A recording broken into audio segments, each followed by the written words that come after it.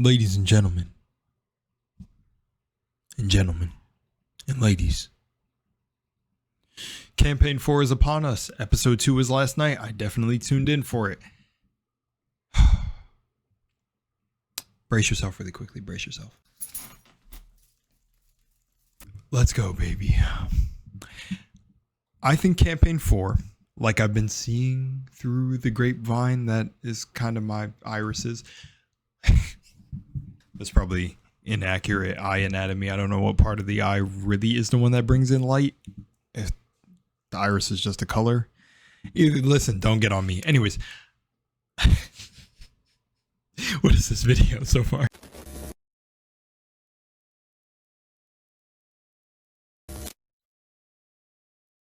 I'm going to be chaotic till the day I die, but I'm a controlled chaos. Anyway, so listen. Welcome back to another video. Thank you guys for tapping into the frequency, ladies and gentlemen, and all critters alike. Not saying that you guys are ladies and gentlemen, but you know, you might be a fairy or something. Welcome. Welcome back. Remember to be your authentic self. Remember to love yourself. Genuinely spread that love that you have, that kindness in your heart. And let's talk about the new campaign. For me, we are back. It is only episode 2, so I'm going to keep the bar in the middle. Campaign 3, like I said, if you remotely have heard me at all on this channel say, didn't hit. It's okay. Still did like the characters and stuff. I'm glad that Travis is now playing a full wolf man instead of a joke character. Just joking. I know, but it still was kind of anyways, the point is, I'm glad. I love Cadigan Vale's aesthetic. I love how that Liam's playing. I'm not going to remember. I love Abria's Taisha. I love Thimble. I love Bolaire. I love Valus. I'm going off the top of the head, by the way. I'm starting to get familiar with the names. Tayor is Travis. Okay,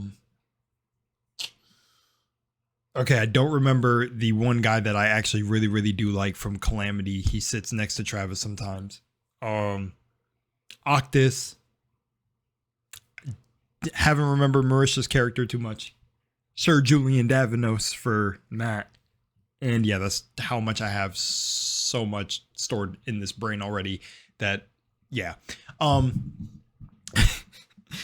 like it, guys. I mean, Brennan, I was hyped for Brennan to DM this campaign, and the fact that like Matt passed down a torch to him, but I think it's just like cool. It'll be cool to see Matt for campaign 5. I'm kidding. We're not already talking about campaign 5. Campaign 4 just begun, but it's wild to think that how long these campaigns range. Like, I think when this campaign ends, I'm going to be 28 years old, which is nuts, or maybe sooner than that. 27. No. Oh my gosh, I just remembered I'm 25. Yeah, so I'll be 28 when this ends, I think. Crazy to think about. So much is, it's just wild. It's cool to see how Critical Role evolves and everything. But let me get back to the campaign. Campaign 4, insanely good start. I'm kind of saying that with also not trying to give it too much praise yet, because you know what? Yeah, no, let's give it its praise. I feel like there's a reason it did the numbers it did. We had just like, if I'm remembering properly, just like campaign 2, but I can't remember because I just seen it as a post, being transparent with y'all. A first natural 20 in the beginning, a natural 20 in campaign 2, and a natural 20 in campaign 4. And just like some of you out there know how the fate is determined by the dice, or fate works through the dice to give us a good story, or just, I mean, it's depending on what you all believe in, the cosmos, God, whatever, the universe, the maker, even the gods of Exandria are present. It's working through the dice, because I feel like that was a good omen for the campaign. And it was just funny that we're opening with a funeral, and you know, you got sad Liam, and then you got that natural Tony, and he's like, I love when they have natural reactions to the jokes and stuff, and it breaks character. But there are some really heartfelt moments already with Thimble. And, you know, for me, I'm connected to the characters, and even listen, this to show you a non D&D Critical Role watcher, but is getting obsessed now. My girlfriend, she almost even shed a tear and was like, "Why am I getting emotional? I almost want to cringe." But then I'm also getting emotional. I said, it's because they're actors doing this, babe. They're voice actors doing this. But Thimble, she likes Laura's characters. So I introduced her to Vox Machina a long time ago, almost a year ago. But she wanted to join along for campaign 4 a little bit. And it's been tougher because she's like, 4 hours. I said, yeah. But she likes Thimble. She likes the design of all the characters. She's a graphic designer, so she loves the character designs of this. See, and that's what I want to talk about, you guys, and let you go for this video. I'm gonna keep it short. I am gonna keep the bar medium, but I definitely feel like they brought back the essence of what campaign 2 was, and for me, what made it good. And I'm not saying campaign 3 didn't have any of this. Again, I'm not a campaign 3 hater. It just did not hit. It just, I don't know. It felt like it was, you know, there was moments that did grab me, and I liked Ashton. I liked certain characters, but literally this campaign, I like every single character, every single character design, even the attitude when the moment with Velas. I don't know if any of you are caught up. I don't want to spoil too much if you haven't had a chance to watch, but there's a moment shared with Velas and Hal from last night, actually, where he showed a little bit of his teeth in his family home. And I was like, ooh, that was heat. But he wrapped it up with that charming bard smile. And I was like, man, this character fits Liam. Taisha fits Abria.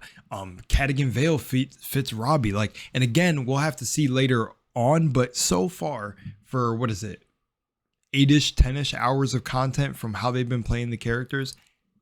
I mean, and how the storylines are connecting, and Belair let Velas into this.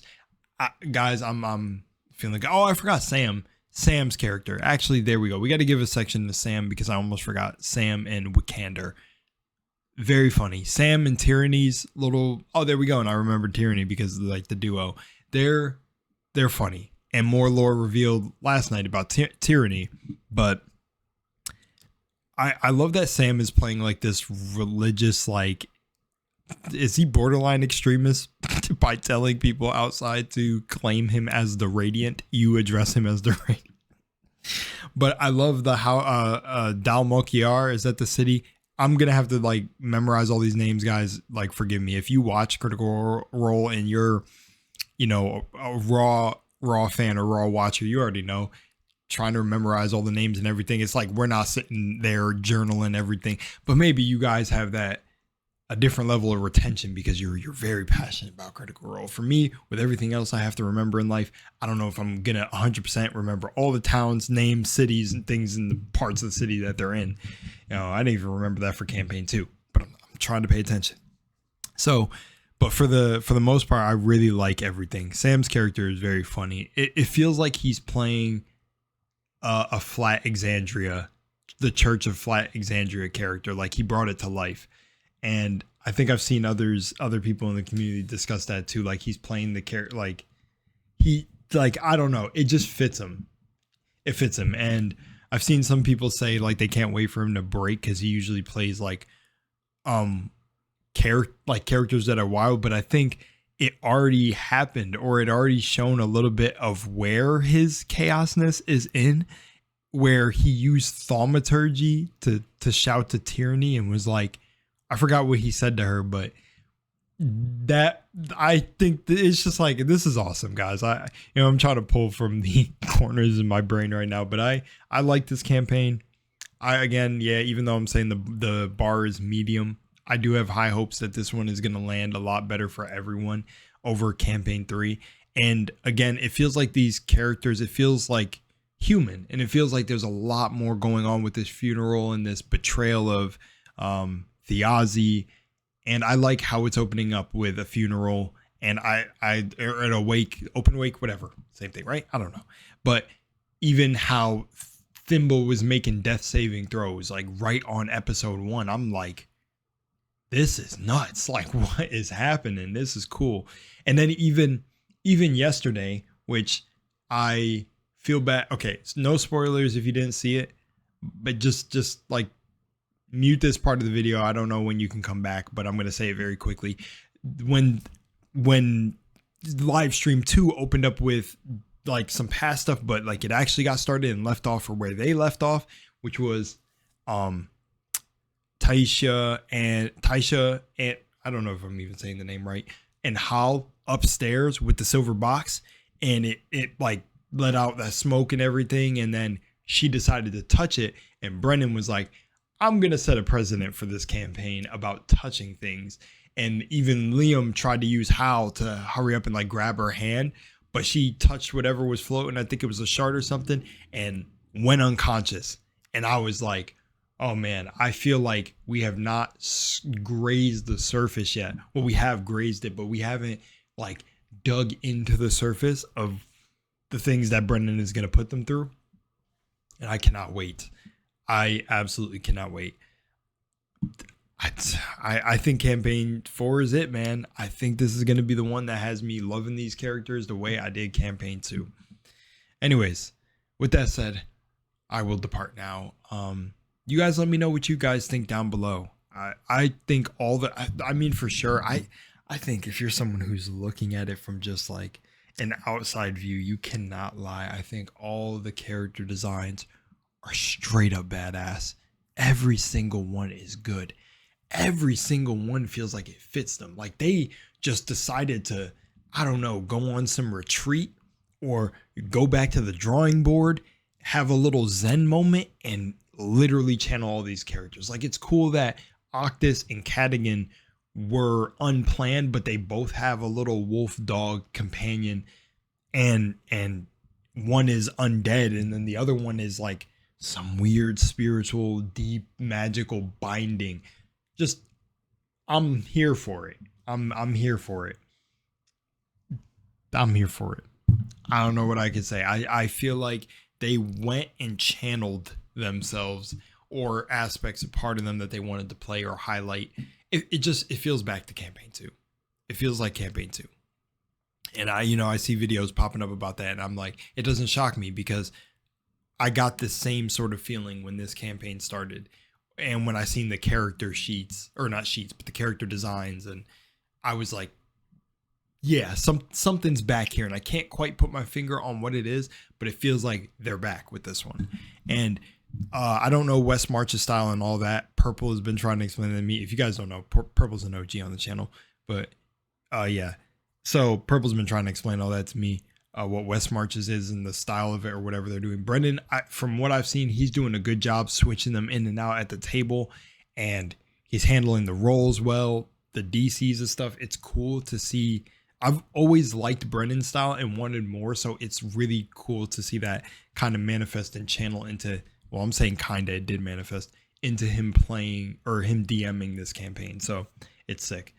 But welcome to Armand, ladies and gentlemen. That's the world, right? See, got to remember the names.